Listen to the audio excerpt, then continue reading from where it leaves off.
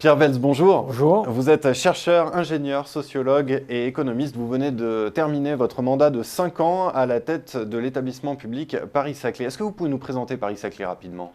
Alors Paris-Saclay, d'abord, ce n'est pas un projet ex nihilo, comme beaucoup le croient, inventé par un président de la République sur un plateau désert. Paris-Saclay, c'est une structuration d'un pôle qui est déjà extrêmement puissant et qui a commencé à se développer dans les années 50, 1950, avec l'installation sur le plateau de toute une série d'établissements de recherche, ensuite de grandes écoles, ensuite d'entreprises qui avaient besoin d'espace pour se développer. Et donc aujourd'hui, avant même que le projet dans sa forme actuelle ait été lancé, on était déjà à 15% de la recherche publique française et 15% aussi à peu près de la R&D privée sur le plateau de Saclay et aux environs, qui est considérable puisque c'est plus que Rhône-Alpes par exemple. Donc c'est considérable, mais ça ne se voit pas, ça ne se sait pas. Pourquoi? Parce qu'il y avait très peu de synergie entre ces différents établissements.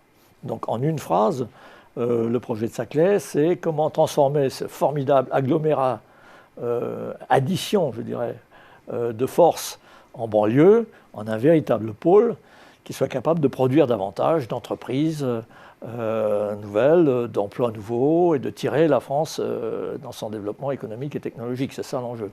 Alors j'en profite simplement pour dire à ceux qui veulent en savoir plus que vous venez de publier Petite encyclopédie aux éditions Carré La Découverte. Mais j'en reviens à votre mandat à la tête de cet établissement. Quel bilan est-ce que vous en tirez ? Écoutez, c'est difficile de tirer son propre bilan, mais je pense que collectivement, on a beaucoup... Alors, comment est-ce que vous avez le sentiment que Paris-Saclay a évolué ces 5 dernières années? Je pense qu'on a beaucoup avancé. Si vous allez aujourd'hui sur le plateau, vous verrez qu'il y a des grues partout.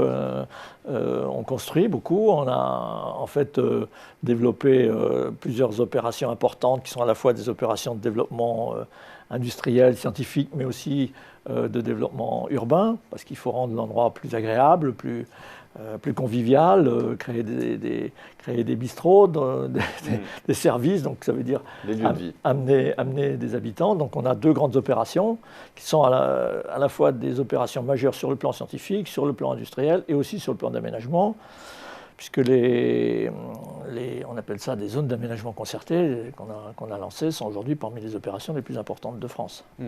Quels sont les obstacles qui restent à surmonter pour poursuivre le développement de Paris-Saclay? Est-ce un meilleur raccord au réseau de transport, par exemple? Alors la question des transports est tout à fait fondamentale. Le gouvernement a décidé de desservir Paris-Saclay par une ligne nouvelle du réseau du Grand Paris Express, donc qui ira d'Orly jusqu'à Versailles en s'arrêtant dans un premier temps au bourg de Saclay en 2024. Et cette ligne, évidemment, est tout à fait cruciale pour le développement du pôle. Elle sera synchrone, son ouverture sera synchrone avec celle du prolongement de la ligne 14 jusqu'à Orly. Donc on pourra aller de la ligne 14 par Orly jusqu'à Saclay, jusqu'aux différentes opérations du campus de Saclay. Pour finir, Pierre Welz, quels sont les bénéfices pour l'ensemble du tissu économique d'un tel complexe comme Paris-Saclay? Et est-ce un modèle qu'il faut répliquer?